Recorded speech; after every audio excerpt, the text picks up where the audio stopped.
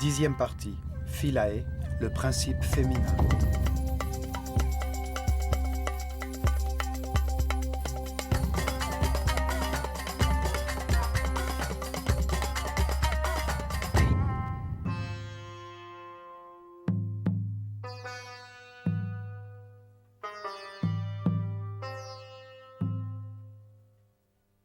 Tout en profitant des abords de l'île de Philae, consacrée depuis des temps anciens au culte d'Isis, la force féminine, qui éveille la spiritualité dans la conscience humaine, nous découvrirons comment la femme occupait une position privilégiée au sein de la hiérarchie égyptienne.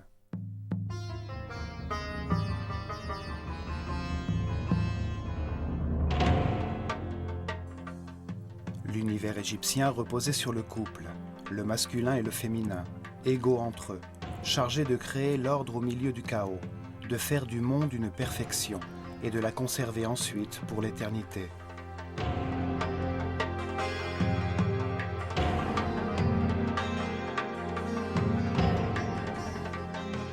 Les prêtres de l'œil d'Horus enseignaient aux hommes que le Dieu unique, présent en toutes choses, était constitué d'une partie masculine, la sagesse à l'information parfaite, et une partie féminine, l'homogène substance à l'amour infini.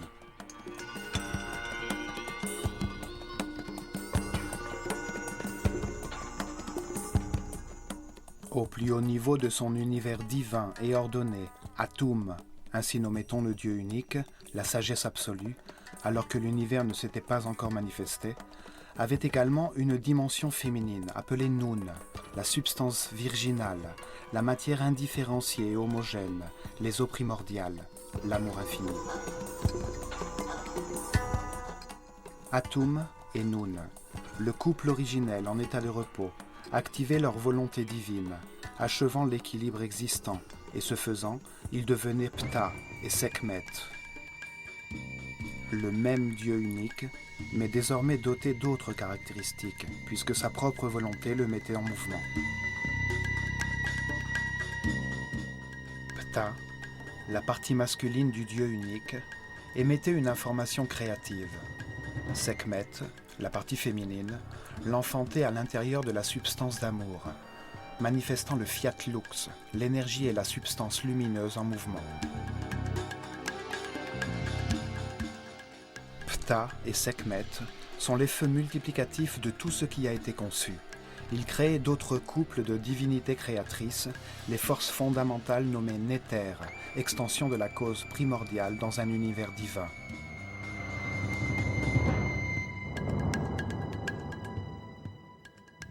L'action de ce feu sur lui-même, sur la substance amniotique originelle, générait Tefnut, l'évaporation humide, et Shu, l'air en mouvement.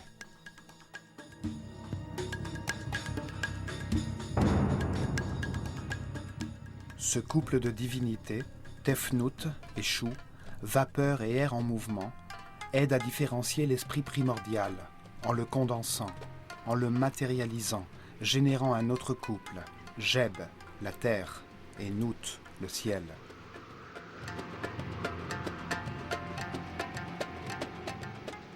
C'est ainsi que furent créés les mondes de l'espace, le royaume minéral, sous forme de soleil et de planètes, les systèmes solaires et les galaxies.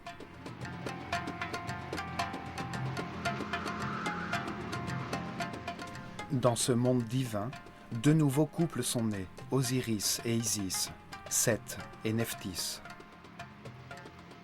Ces deux couples de forces fondamentales étaient chargés du processus d'évolution de toutes les formes matérielles de l'univers. Leur but était de les transmuer à nouveau en esprit.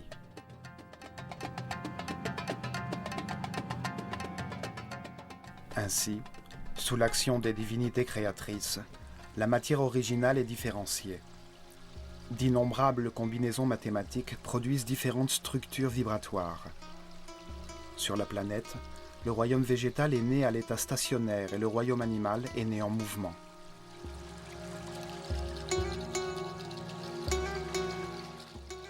Puis, dans un autre acte créatif, le Dieu unique enfanta son Fils, la conscience de l'homme, un autre couple, humain cette fois, formé par un homme et une femme, ayant la capacité de se reproduire.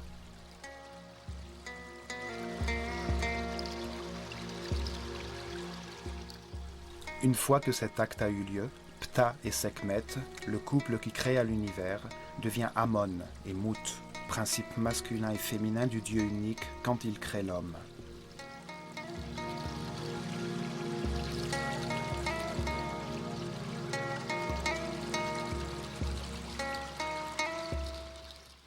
Il le manifeste selon sa propre image, doué du pouvoir de créer dans son esprit, de modeler, de bâtir. Il donne aux hommes le libre arbitre afin que, comprenant les conséquences de leurs décisions, ils acquièrent la sagesse selon un processus d'évolution qui s'opère au gré de nombreuses vies.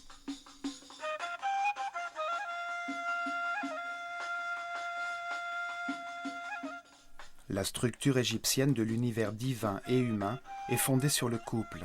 Ainsi donc, la femme, avec sa présence amoureuse, jouait un rôle très important au cœur de la société.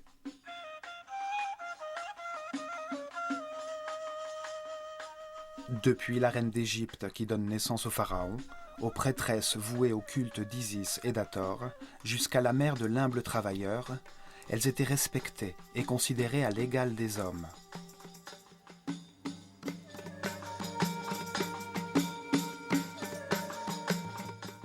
L'île de Philae était dédiée à Isis. Mère d'Horus, cette figure était le symbole de la maternité. Isis occupait dans le cœur des Égyptiens la même place que la Vierge Marie pour les catholiques.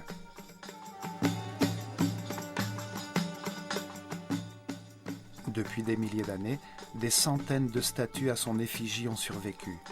Nombre d'entre elles la représentent accordant sa protection et son amour maternel au nouveau-né Horus, dans une position où un catholique identifierait la mère de Jésus.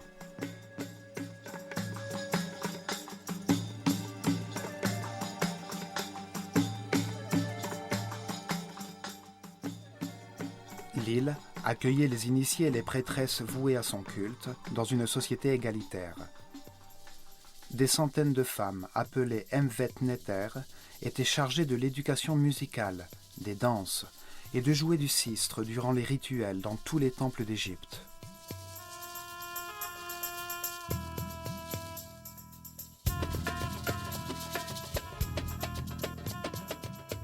Isis est la personnification de la maternité dévouée, de la fidélité et de la délicatesse féminine. Isis nourrit la substance, les émotions supérieures, l'extase, l'intuition qui permet, grâce à la confiance et l'amour, la gestation d'Horus, incarnation de la conscience immortelle et constante. Isis est la force qui conduit l'homme vers la spiritualité à travers ses réincarnations, alors qu'il abandonne peu à peu sa dimension animale et devient un être sage, respectueux et flexible, né à la conscience permanente, symbolisé par Horus, fils immortel d'Isis.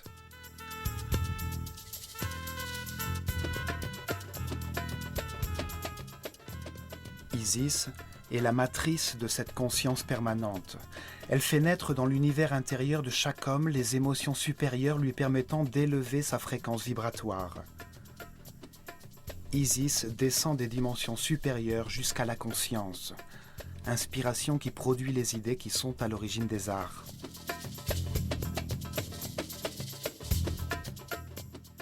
Isis pousse à la recherche et reconnaissance de Dieu. Elle pousse sur la route de la spiritualité, conduisant chaque homme à ressentir librement l'émotion supérieure d'adoration de Dieu, ce qui l'amène à l'extase.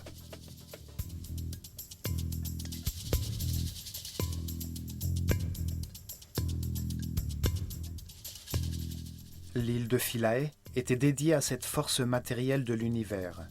Une île de granit au milieu du Nil, située après les premières chutes d'eau du nord de la Nubie, à la frontière des royaumes d'Égypte et de Couchita.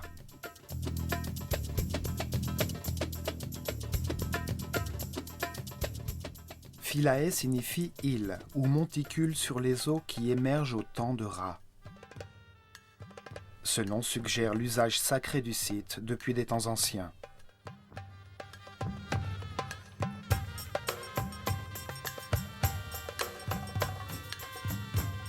Durant des milliers d'années, Les magnifiques temples qui étaient situés là avaient pour fonction de favoriser la culture, l'art et la religion égyptienne vers la Nubie et le Soudan.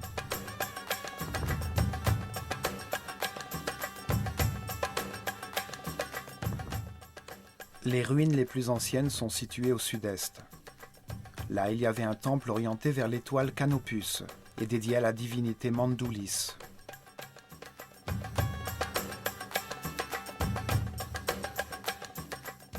Le temple fut détruit au cours de l'une des guerres antiques entre Égyptiens et Nubiens. À côté des ruines, les Nubiens construisirent un autre temple dédié à Arens Nufis. C'est ainsi qu'ils appelaient Osiris, le compagnon d'Isis.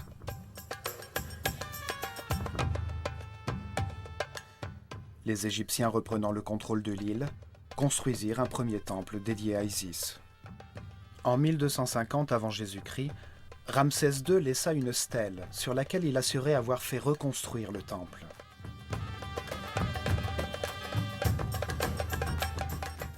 Le pharaon Taharqa fit de même en 680 avant Jésus-Christ.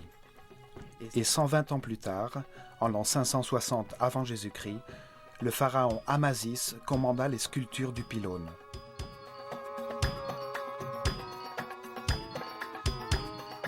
« 300 ans plus tard, Nectanebo construisit un temple situé à l'angle sud de l'île.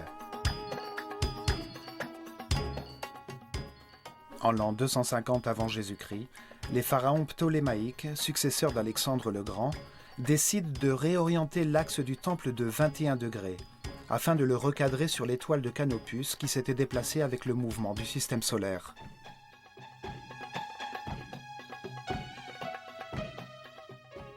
Les temples des étoiles étaient démontés et réassemblés tous les 300 ou 400 ans, afin de les recentrer sur l'étoile qu'ils étudiaient.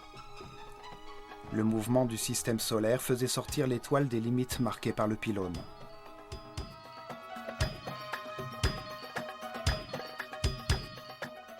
Le temple aurait dû être entièrement déplacé pour s'adapter à son nouvel axe. Mais durant cette période, les intérêts ptoléméens étaient davantage centrés sur la Grèce et la Macédoine, en raison des rivalités qui les opposaient aux autres rois grecs, entre lesquels Alexandre avait divisé son royaume.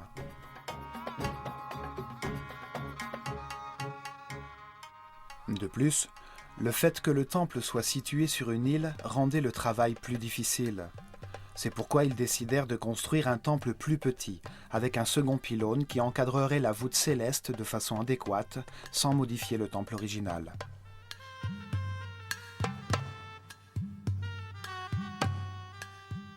Alexandrie était devenue la capitale de l'Égypte, et le grec était sa langue officielle. En l'an 31 avant Jésus-Christ, Cléopâtre VII fut vaincue durant la bataille d'Actium, et suite à son suicide, l'Égypte tomba entre les mains d'Octave, qui devint Auguste, le premier empereur romain. Les empereurs romains construisirent d'autres temples sur Philae. Trajan entama la construction d'un temple qui ne fut jamais achevé. Ses chapiteaux striés représentaient des feuilles de papyrus, au-dessus desquelles reposent encore des cubes de pierre jamais décorés comme l'exigeait pourtant la tradition.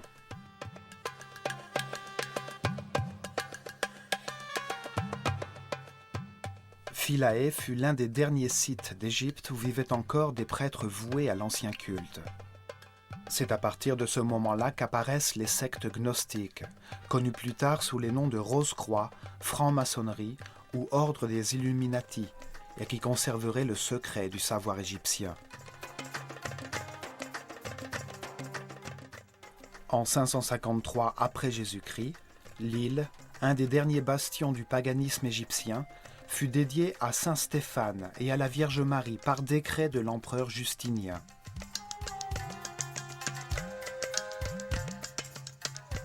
Au XXe siècle, Philae fut submergée sous les eaux du barrage d'Aswan. Avec les fonds de l'UNESCO, le temple et les autres bâtiments furent entièrement démantelés et reconstruits sur l'île d'Agilkia, en suivant le modèle de l'île initiale.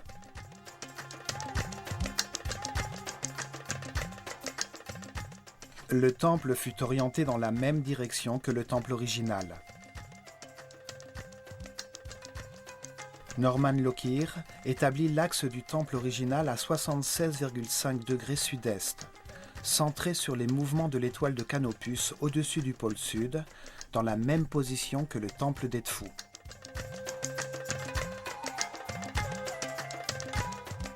Initialement, les deux tours du pylône étaient placées à 15 degrés au-dessus de l'horizon sur Canopus, qui fut durant des milliers d'années l'étoile polaire du Sud. Cette position confirme à nouveau que tous les temples d'Égypte étaient orientés vers une étoile ou le soleil.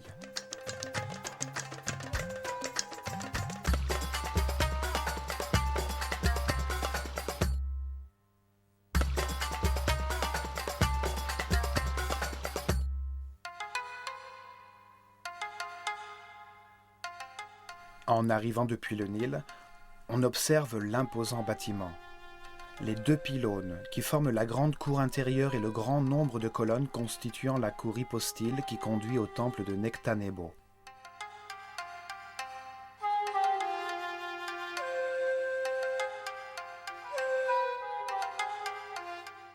La grande cour extérieure adopte une forme trapézoïdale, grâce à 32 colonnes disposées sur deux rangées et construites dans un angle qui s'ouvre sur le temple.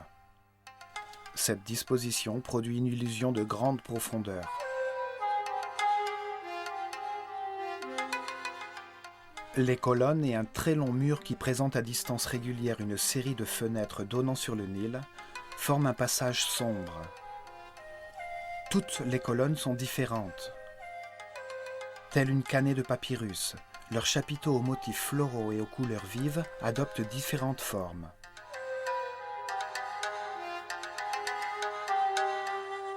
Les femmes étaient initiées pour devenir prêtresses dans les temples consacrés au culte des divinités féminines, telles qu'Isis ou Hathor. Là, elles formaient celles qui seraient chargées de la musique et des danses, qui accompagnaient les rituels de toute l'Égypte.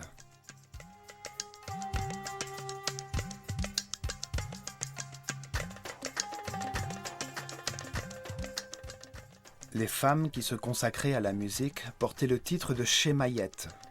Elles pouvaient aussi servir des divinités masculines. Elles pouvaient également devenir scribes.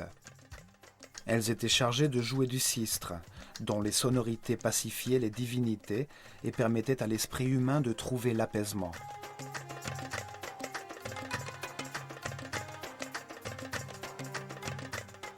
Les prêtresses vouées à Hathor remplissaient d'autres fonctions sociales. Hathor était la divinité de la sexualité féminine, de l'amour, de la musique et la danse, dont les célébrations étaient le lieu d'ivresse, origine des festivités dédiées à Bacchus.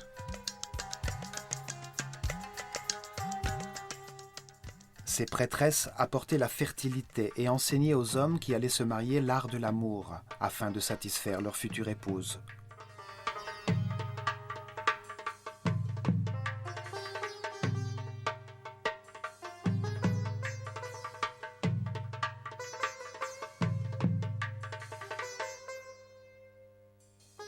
À l'est, contre la colonnade de la grande cour, il y a un petit temple consacré à Imhotep, le grand prêtre qui construisit la pyramide à escalier de Saqqara et laissa les plans des temples de Dendera et d'Edfu.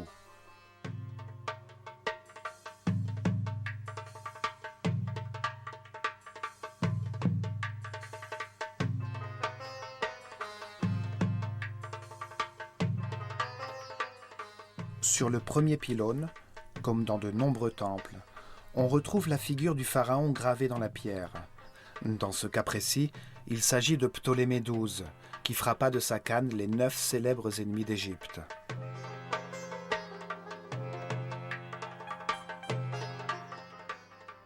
C'était une sorte de conjuration graphique et symbolique qui maintenait éloignées les forces du chaos et proclamait la volonté du pharaon, médiateur entre l'homme et Dieu, de maintenir l'ordre en Égypte et dans le cosmos.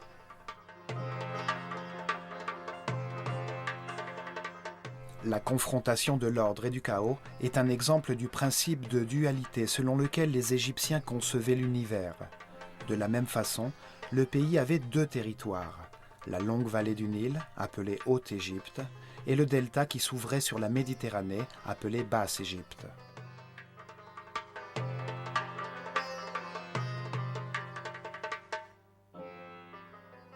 Le pharaon unifiait cette dualité. Il portait 2 couronnes qui témoignaient de son contrôle sur les 2 territoires. De la même façon, il unifiait l'humain au divin. Son corps était le moule contenant le Karéal, un esprit chargé d'Égypte, et qui se réincarnait de pharaon en pharaon.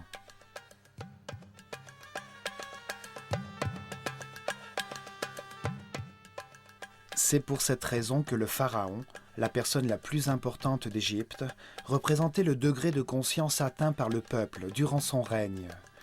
Il était une sorte de dieu mineur, réincarnation vivante de l'esprit à qui Dieu confiait la tâche de gérer l'Égypte.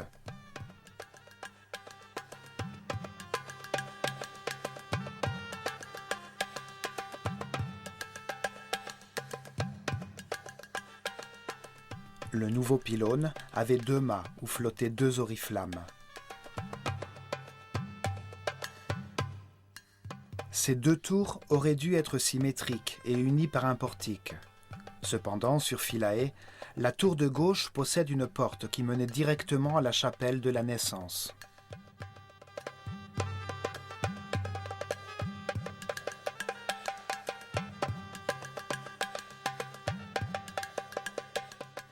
Plus tard, sous la domination romaine, un portique fut adossé au premier pylône.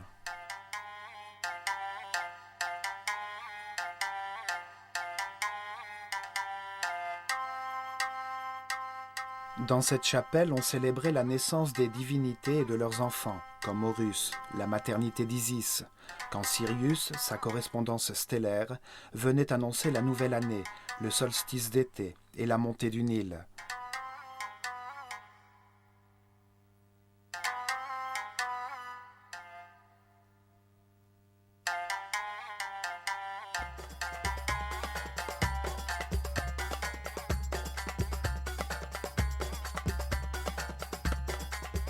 La chapelle de la naissance, avec ses colonnes atoriques, remplaça le temple principal en tant qu'observatoire astronomique à une époque précédant la construction par les Romains des colonnades qui donnent à la cour sa forme trapézoïdale.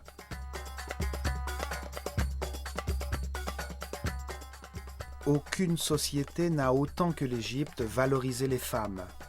Cette société considérait l'homme et la femme à égalité, grâce à leur conception philosophique de Dieu.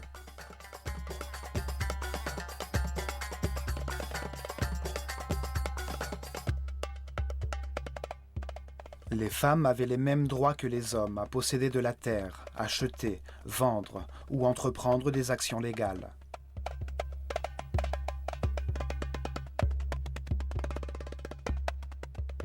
Cependant, jamais une femme n'occupa une fonction administrative.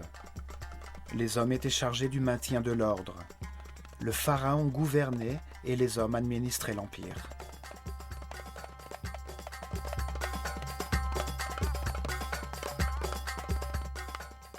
Il existe une légende qui affirme que le droit au trône était transmis par la lignée féminine, la princesse royale, héritière légale du trône. L'homme qu'elle choisissait comme époux devenait le pharaon régnant.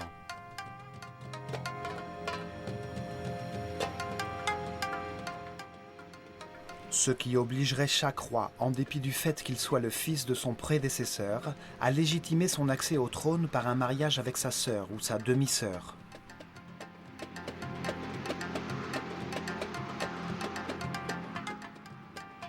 Cependant, aucune lignée directe d'héritiers ne confirme cette légende. On sait que les pharaons étaient polygames, et les principales femmes de Thoutmôsis III, Amenhotep II et III, n'étaient pas issues de familles royales.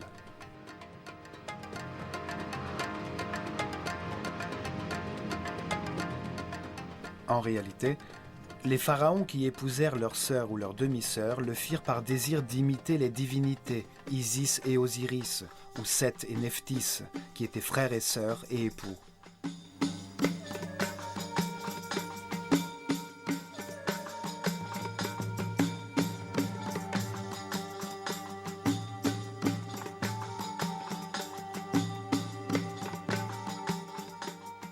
En épousant sa sœur ou sa fille, le pharaon se différenciait de ses sujets, qui ne se mariaient jamais ainsi, Il se positionnait lui-même au niveau des divinités, réaffirmant son droit divin à régner. Une femme pharaon n'était pas une option courante.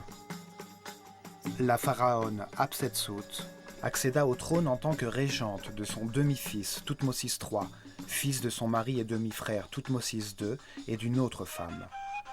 Une fois au pouvoir, elle s'habilla comme un homme et adopta le pouvoir du pharaon.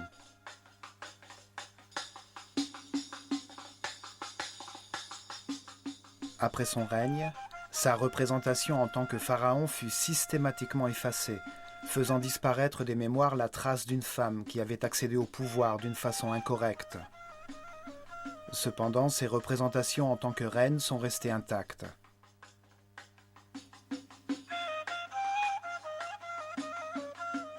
À 4 occasions seulement, sur 300 règnes, des femmes devinrent pharaons, et ce durant une courte période, pour des raisons qui sortaient de l'ordinaire.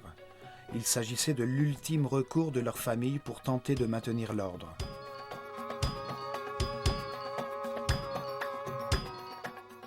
La première d'entre elles fut la reine Nitocris, qui régna à la fin de la 6e dynastie, au début du chaos, aujourd'hui appelée la première époque intermédiaire. La seconde fut Sebeknefrou, à la fin de la 12e dynastie.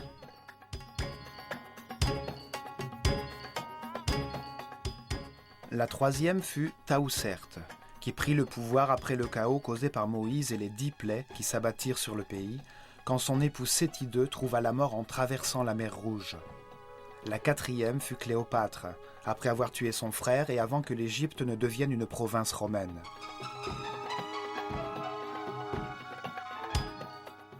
Toutes étaient reines d'Égypte suite à leur mariage avec le pharaon et elles accédèrent au trône quand ils moururent dans des circonstances extraordinaires.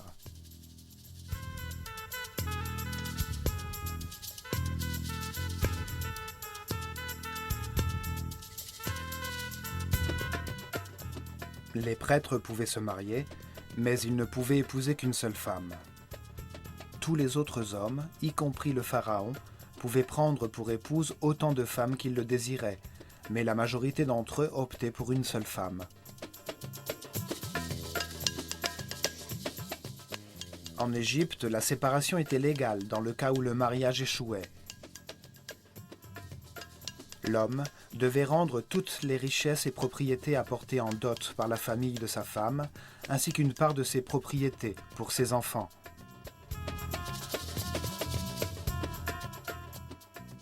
Pour cela, il devait juste prononcer devant les témoins des deux familles et le prêtre du temple qui était le sien la formule suivante.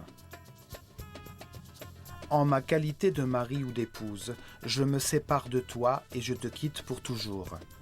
Je renonce à mon droit sur toi. Que la vie t'apporte un autre compagnon là où tu souhaites te rendre.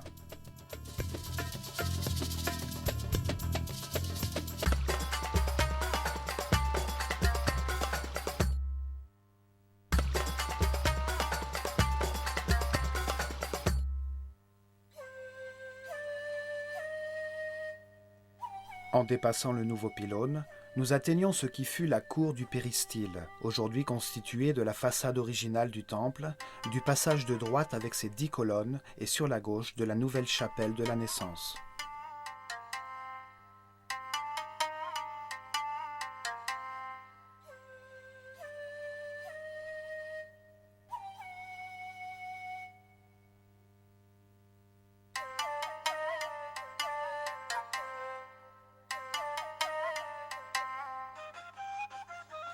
Dans cette cour, on découvre la stèle contenant le cartouche de Ptolémée et Cléopâtre qui permit à Champollion de déchiffrer le décret écrit en hiéroglyphes, en grec et en démotique sur la célèbre pierre de Rosette.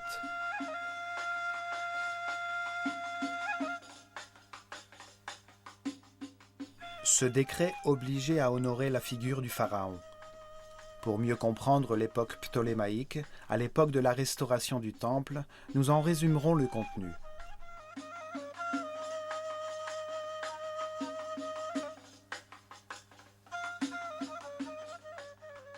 Il est décrété que tous les temples d'Égypte doivent destiner, à côté des sanctuaires des dieux, un espace conservant une image en or du roi Ptolémée, l'adoré Ptah, dieu de l'épiphanie eucharistique, en face de laquelle devra être placée la figure de la principale divinité du temple qui lui remet l'arme de la victoire.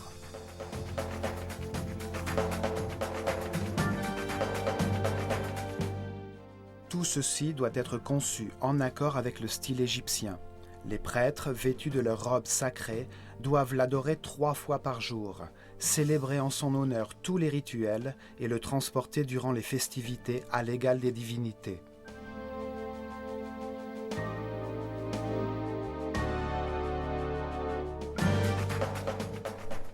Pour les prêtres égyptiens, l'homme est un animal, même quand il peut consciemment contrôler les réflexes générés par son instinct.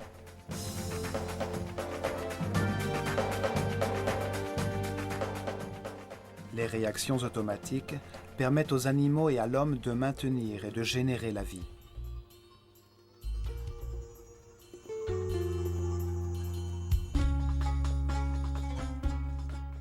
L'attirance envers le sexe opposé pousse à créer la vie.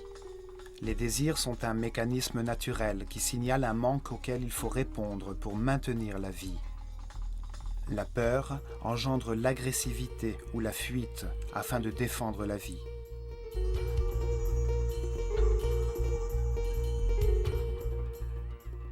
Les initiés apprenaient que les instincts primitifs limitaient l'accomplissement spirituel. L'école des mystères possédait des temples spécialisés dans la génération de la conscience et fournissait la formation nécessaire pour mettre fin à ces comportements.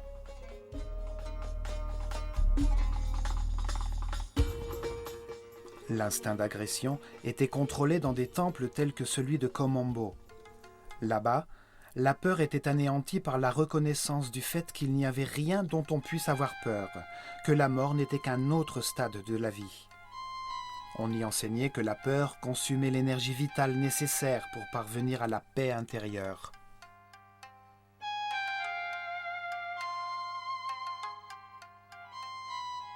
Les temples comme celui de Philae, consacrés aux divinités féminines, accueillaient les initiés des premiers niveaux qui, sous la direction des prêtresses, étaient éveillés à la conscience des désirs générés par l'instinct d'attirance.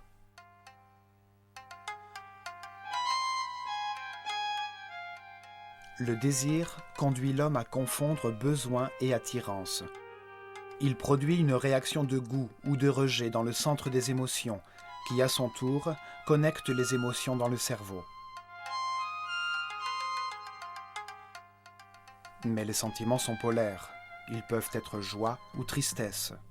Ils peuvent produire de la satisfaction ou son contraire. C'est pourquoi il est important de savoir ce qui les génère, afin de contrôler les instincts négatifs.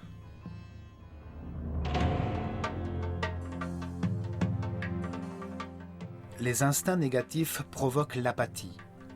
Ils épuisent l'énergie vitale et asservissent l'homme à des vibrations de basse fréquence. Les Égyptiens croyaient que la voie de l'évolution commençait avec le contrôle des centres inférieurs, en rendant conscients les actes réflexes.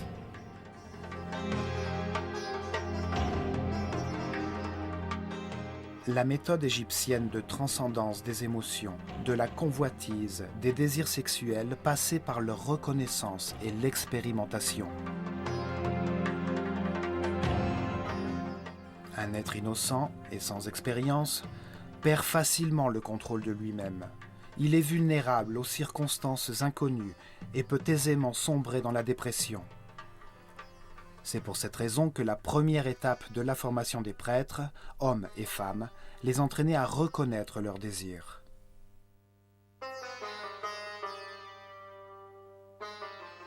Ils apprenaient ainsi qu'en activant leurs centres inférieurs et leurs émotions dans l'amour et la compréhension, il en résultait pour l'esprit paix, bonheur et harmonie.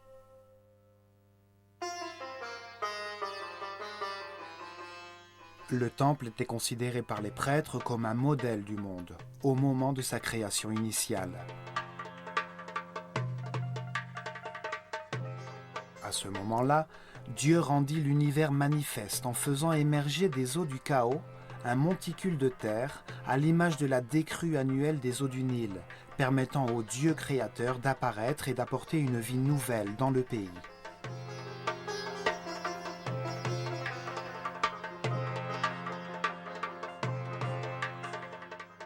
L'accès par un escalier fait du sanctuaire le mont de la création, où Isis, la déité du temple, se manifeste dans la statue qui la personnifie.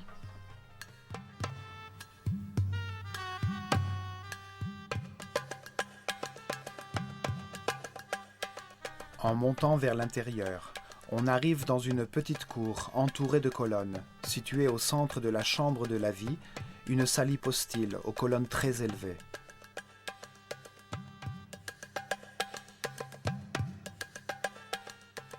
La salle hypostyle, face aux espaces intérieurs du temple, représente le panthéon de la montagne originale de la création, où poussent plantes et papyrus, symbolisés par les colonnes du temple.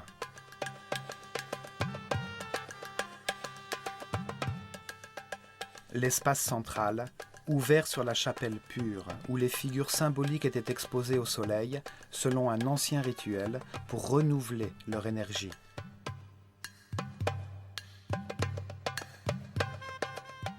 Là, on célébrait la bonté du soleil qui créait et soutenait le monde, pour renouer avec les forces créatrices qui conduisaient vers l'évolution.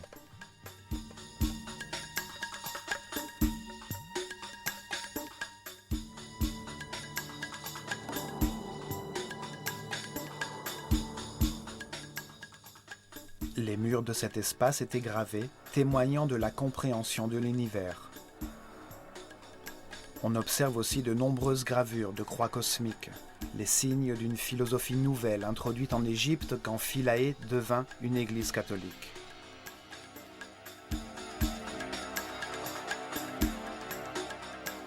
Une nouvelle vision du monde qui retira son sens à la vision traditionnelle égyptienne, la considérant comme aberrante et primitive.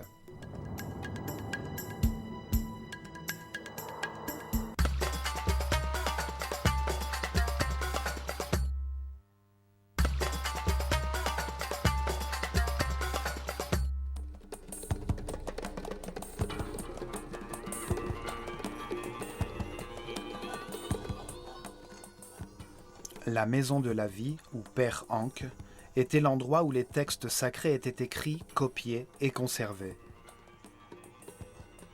Là, on dessinait sur papyrus les illustrations originales qui étaient ensuite gravées sur les murs du temple.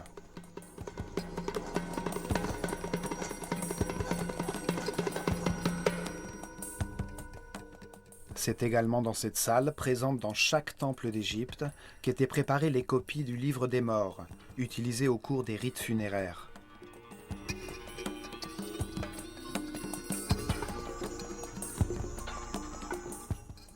La maison de la vie était le centre d'enseignement du temple. Théologie, art, ritualité, magie, astronomie et médecine y étaient étudiées. La bibliothèque servit de modèle à la bibliothèque d'Alexandrie.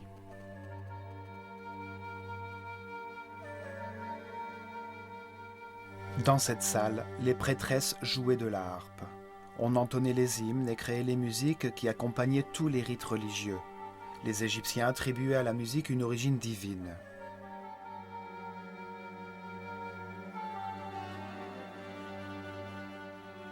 Les murs du temple montrent qu'ils utilisaient de nombreux instruments de percussion. Des tambours, flûtes, des tarboukas et des sistres, essentiels dans les rites funéraires et les processions.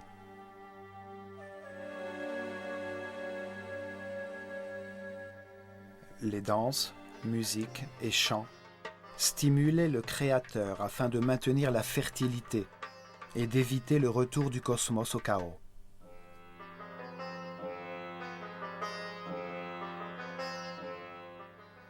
Les prêtresses prenaient également soin des malades qui venaient au sanatorium du temple.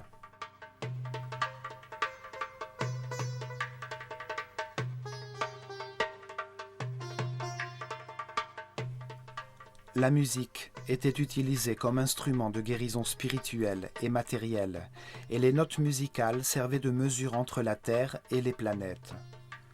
Par leur danse, elles adoraient Dieu, force d'amour, le bonheur et la musique.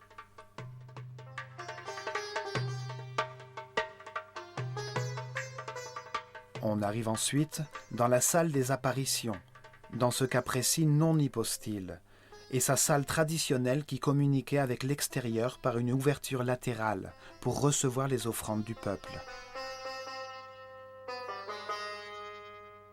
Ces murs retracent des scènes qui, comme dans tous les temples d'Égypte, n'ont pas d'arrière-plan. L'interaction entre le pharaon et les divinités s'exerce hors de l'espace et du temps.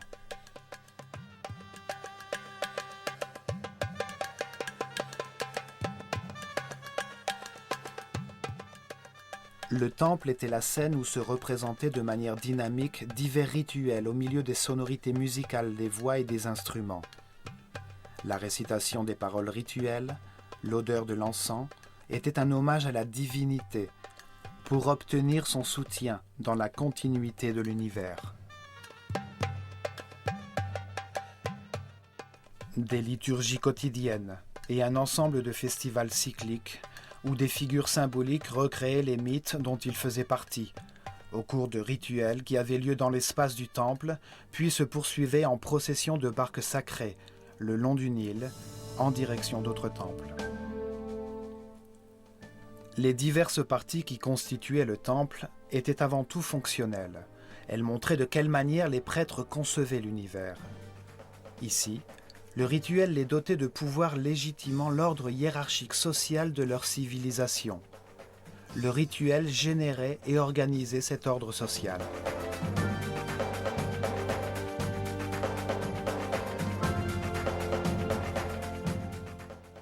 On accède ensuite à la chambre des offrandes. Sur la gauche, la chambre de la barque d'or, utilisée pour transporter la statue sacrée durant les processions.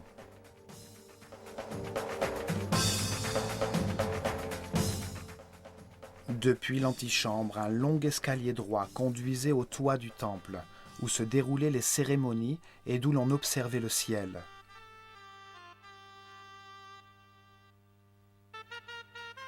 Sur le mur, une gravure de Ptolémée V, faisant des offrandes à Isis. Les parois, initialement dorées à leur fin, ont perdu leur couleur originale.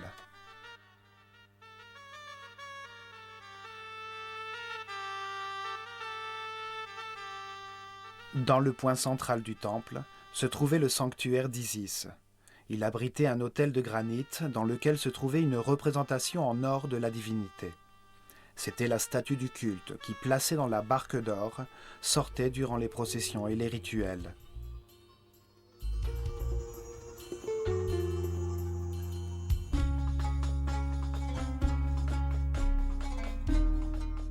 Isis, la Vierge Mère des Égyptiens qui enfanta Horus dans l'Immaculée Conception, porte au-dessus de la tête la forme d'un trône, un fauteuil symbolique sur le chakra de la couronne, sur laquelle la conscience permanente de chaque homme viendra s'asseoir pour régner dans l'éternité. Isis est la traduction grecque du mot égyptien Ased, qui signifie le trône de la conscience.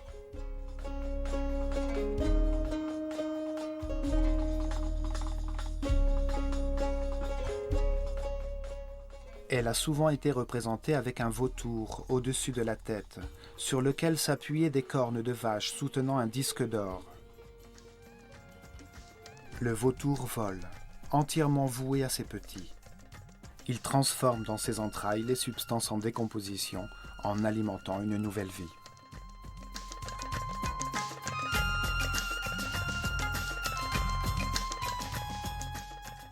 La vache, qui transforme la végétation en nourriture, était dans l'esprit des Égyptiens le symbole du principe nutritif.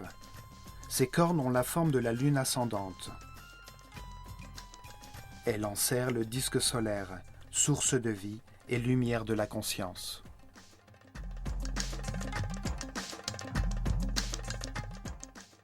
Ce sanctuaire était le symbole du respect des Égyptiens à l'égard de la maternité. Un respect basé sur la recherche de l'ordre et de l'équilibre. Il légitimait leur vision du monde. C'est ici que se trouvait le cœur spatial du rituel, la maison du divin où le pharaon et les grands prêtres interagissaient avec la déité en représentation de tous les hommes.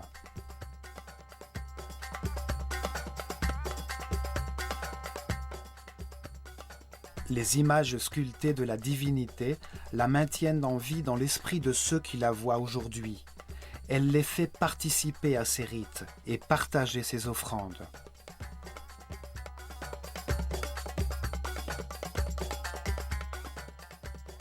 Voici l'héritage laissé par les anciens d'Égypte à la conscience de toute l'humanité.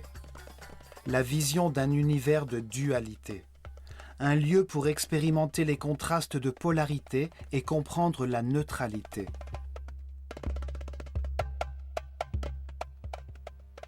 Une école conçue parfaitement par Dieu pour transformer, suite à de nombreuses réincarnations, un homme innocent en un homme sage, un animal en surhomme, grâce à l'expérience acquise à travers ses propres décisions.